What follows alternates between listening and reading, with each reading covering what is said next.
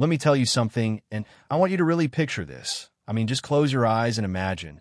A woman in a fuchsia pink blazer, heels so expensive they could pay your month's rent, strutting on my driveway, like she owns the whole damn county.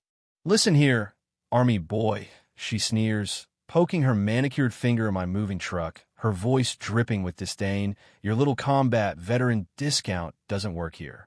This is Willow Crest Estates, not some trailer park for damaged soldiers. Yeah, that was my welcome committee. Her heels click against the pavement, sharp and loud, echoing all the way to the lake, right past her Bentley shining in the morning sun. There's this ridiculous clash in the air, too. Her flowery perfume fighting with the fresh, clean lake breeze, making you a little sick if you breathe too deep. She's got her clipboard, her stack of legal papers, two men in $1,000 suits standing guard by her car, like they're Secret Service or something. The whole thing screams power play, intimidation, like this isn't her first rodeo running somebody off. Well, she didn't know. She just insulted the guy who's literally stood between the president and a sniper's scope. I saw the moving truck driver, Marcus, his hands gripping the dolly, eyes darting between me and the blazer lady like he's seen this before and doesn't want any part of it. Sir, should I, keep unloading? Poor guy. 23 years of training took over in my brain. 3 possible hostels, elevated positions, multiple escape routes through the brush and down to the water. My hand stayed loose, but I was already calculating. This wasn't your garden variety HOA busybody, not by a long shot. This was organized. Keep unloading, Marcus, I said, keeping my tone smooth, the same way I'd brief a senator.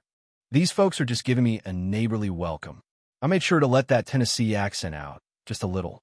People tend to underestimate you when you sound a little country. She didn't even blink. Pearl earrings flashing, blazer perfectly tailored, eyes cold and hungry. I'm Vivian Blackthorne, president of Willow Crest Estates Homeowners Association. She said it like she was introducing the Queen of England. Then she looked down at her clipboard, slow and dramatic. And you, Mr. Mathis. Sterling Mathis. Yeah, she wanted a reaction. I wasn't giving her the satisfaction. She started in on her speech. This property transfer violates 17 different covenant requirements. Your moving truck wasn't approved. No notification, no architectural review. It reeks of someone who thinks rules don't apply. And, she actually paused for effect. Like I was supposed to be shaking in my boots. Right about then, one of her henchmen started taking pictures. Not just the truck, but every box, the house, Marcus's license plate. That's not HOA enforcement.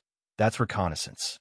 Ma'am, I told her, I inherited this place 3 weeks ago, all legal. If there's something I missed, I'll take a look. I gestured at the lake house, cedar and stone blending into the trees. Nothing flashy, just solid. She just gave me this ice-cold smile and said, Ignorance isn't an excuse, Mr. Mathis. We don't let just anyone disrupt our environment. Maybe you'd be more comfortable somewhere that suits your background. She wanted me to feel small. She'd spent her life making people feel small. But I'd stared down people with much worse intentions. I just said, I've dealt with regulations before. Military contracts, federal audits. Usually there's a grace period for new folks to figure things out. As soon as I said federal, all 3 of them tensed, just a hair. That told me what I needed to know. They were worried about more than just HOA rules. She sniffed. Military, huh? That explains the attitude. You people always think your service entitles you to special treatment. This is a civilian community. Before I could fire back, an older guy walked over from next door. 65, maybe, with that look people get when they've worked outside their whole life. Mr. Mathis, he said, shaking my hand, I'm Bill Thompson, your neighbor to the east. Welcome. His voice was warm, but I saw it in his eyes, a warning. Vivian's face went crimson. Mr. Thompson, this is HOA business. Your input isn't required. He ignored her, kept looking at me like he was delivering a secret under surveillance. I'd be careful. 6 families lost their homes to this HOA in the last 3 years. Same playbook, sudden violations, impossible deadlines, forced sales. Document everything. 6 families. That hit me. This wasn't just some overzealous neighborhood committee. This was an organized shakedown, using HOA authority as a cover for legal theft. Vivian shoved herself between us, threatening to cite Thompson for harassment. But he didn't budge. Cite me for what? Welcoming a new neighbor? Then he told me about the Hendersons, forced to sell after being hit with $80,000 in violations. Only buyer? Some development company, same one that bought all 6 houses. The whole thing smelled like a racket. Vivian snapped her fingers, phone out, typing like a demon. You have 72 hours to fix all violations or face legal action. List coming this afternoon. I smiled. And if I disagree with your assessment? Her smile was pure predator. Then we take more aggressive action. The HOA has retained Blackwood, Sterling, and Associates. You'll find their approach persuasive. That name sent up a flare in my memory. Sterling. As in Senator Cassandra Sterling, the state politician who'd been grandstanding about federal overreach. Blackwood, the federal judge married to Vivian. The connections started clicking into place, all the red flags up at once. As Marcus finished up, and I tipped him, Vivian's goon took pictures of everything, even Marcus himself. I could feel the walls closing in. Cooperation makes everything easier, she purred. People who disrupt harmony rarely find Willow Crest comfortable. I just told her I looked forward to working things out, turned to Thompson, and said I'd like to hear more about the neighborhood. That clearly ticked her off. After the expensive cars rolled off, Thompson hung back. She's not wrong about loyalty here, he muttered. Half the folks are scared. The other half are getting paid. There've been break-ins. Never anything stolen, just rummaged. Like someone's looking for leverage. That told me a lot. Illegal searches, looking for something to use in court. I reassured him, I'm not easily intimidated. They picked the wrong target. He sighed, hopeful. Most folks here, they're not fighters. When Vivian shows up with lawyers, they don't know what to do. I asked about law enforcement, but he just laughed. Sheriff's got bigger problems. HOA stuff's civil, unless someone gets violent, and Vivian's too smart for that. As I watched him go, the scope hit me. This was a campaign of legal terrorism, using HOA power, legal know-how, and political connections to run a theft ring. And the kicker? The house wasn't even just an inheritance. The federal government had its own reasons for putting me here. A few hours later, I was unpacking my office gear. Nothing wild, just some consulting equipment, when 2 men pulled up in a black sedan. Cops. Deputy Sheriff Roland Garrett and Detective Frank Morrison. I invited them in for coffee, my brain on high alert. They were polite, but all business. We've got a complaint, Garrett said, about irregularities in your property transfer. No record of the previous owner's death. Corporate entity doesn't exist. The HOA president is asking questions about federal property designations. So Vivian had gone digging deep.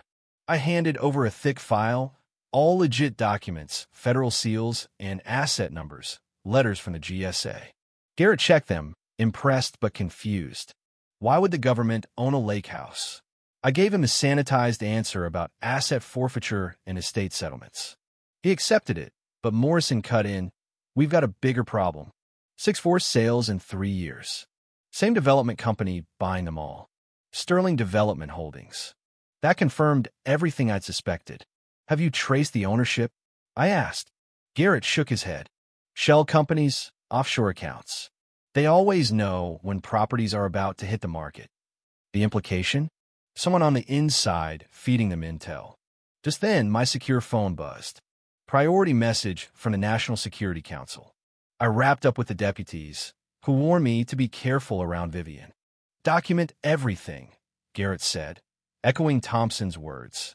Later, a courier dropped off Vivian's violation list, 47 items, including unauthorized surveillance equipment, with frequencies and specs nobody should have known about. Someone had done professional-level technical recon. That wasn't HOA work. That was espionage. I did a full sweep. Found 3 electronic intrusions in 48 hours. Somebody was after more than a house. They were after a federal safe house. The phone rang again, NSC Director Walsh. I told him the situation. Maintain security, he said. Counterintelligence is incoming. Next morning, a new player, Elena Hawthorne, partner at Blackwood, Sterling and Associates. Polished, all business, folder of documents an inch thick. She wanted proof of how I'd acquired the house. Previous owner's ID, reason for federal purchase, the works. She was fishing for classified info. When I pushed back, she made the real offer, $1.2 million cash for property worth 3 times that. Private sale avoids all those legal complications, she smiled. I said I'd consider it. By afternoon, things ramped up again. Garrett came back with a court order from Judge Blackthorne, Vivian's husband, demanding more documentation within 24 hours. The fix was in. That night, Thompson knocked, pale and shaking, envelope in hand. I found something, he said. Inside were records, payments from Sterling Development to Blackwood, Sterling and Associates. Surveillance photos. The same crew photographing the Hendersons' place days before the violations hit. Proof of collusion. The development company, law firm, and HOA working together. NSC confirmed. Senator Sterling was using her security clearance to identify federal assets, then orchestrate their theft. FBI was on the way, but we had to hold out. Then, the final move, Vivian rolled up with her whole team, Elena, lawyers, a court officer, even a moving crew. Judge Blackthorne issued a preliminary injunction. You have 4 hours to vacate, Elena announced. If I left, they'd get full access to the safe house. If I resisted, they'd arrest me. Standing there, with my whole career and national security on the line, I made the call, literally. Director Walsh, code red. Imminent threat to federal security asset designation, Charlie 7. Requesting immediate federal intervention. The court officer tried to bluff, but I pulled my badge. This is a federal security installation. Any attempt to seize it is an act of espionage. Vivian went white. Elena tried to lawyer up. Then the helicopters came, FBI counterintelligence, agents everywhere. Vivian and Elena? Arrested for conspiracy, espionage, wire fraud, RICO violations. Judge Blackthorne? Turns out, he'd been working with the feds, gathering evidence against his own wife. Senator Sterling was arrested in her office, classified documents in her safe, plans to sell intel to foreign agencies. The scale of the operation and the hubris was staggering. The president himself flew in, full motorcade, Secret Service, the works. Your quick thinking, he told me in front of the news cameras, prevented a catastrophic intelligence breach. The Willow-Rest HOA was dissolved by federal order, Sterling Development holdings frozen, families got their homes back with restitution. Congress passed new laws protecting federal properties and regular citizens from HOA abuse. Thompson, that old neighbor who tried to warn me, became president of the new association. The community garden he started with restitution money flourished. As for Vivian, she sits in prison, her blazer just a memory, no sympathy in the mail. Senator Sterling's name erased from the federal building. Her company's holdings turned into affordable housing. Elena, disbarred, now a law school cautionary tale. The judge, divorced and demoted, quietly rebuilding his life. And the lake house? Still operational as safe house, Charlie 7. Sometimes, the biggest threats to American security aren't foreign. They're neighbors with too much power and too little oversight. Justice, in the end, caught up with every last one of them. The water sparkles, peaceful again. If you stuck with me this far, tell me, does this kind of justice give you hope or make you worry about what you don't see in your own backyard? Drop a comment. Let's hear your take on HOA abuse, power, and what real accountability should look like. And if you believe in standing up to corruption, you know what to do. Like, subscribe, and share this story. Justice is only as strong as the people willing to fight for it.